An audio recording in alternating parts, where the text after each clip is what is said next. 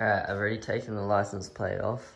Now first thing I have to do, tape a line across. You want to start, give yourself a few inches down here and then follow this line along there.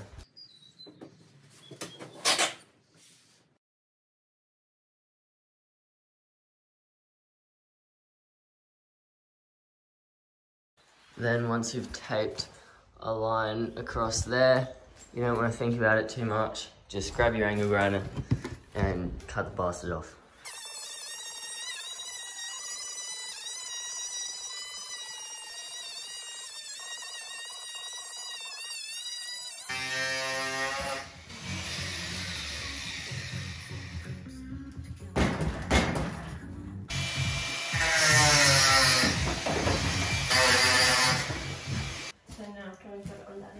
Yeah, you wanna try?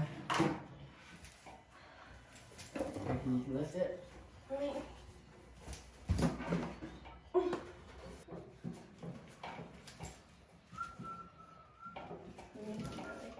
Yeah, so all you're gonna do is make sure it doesn't hit the metal fender.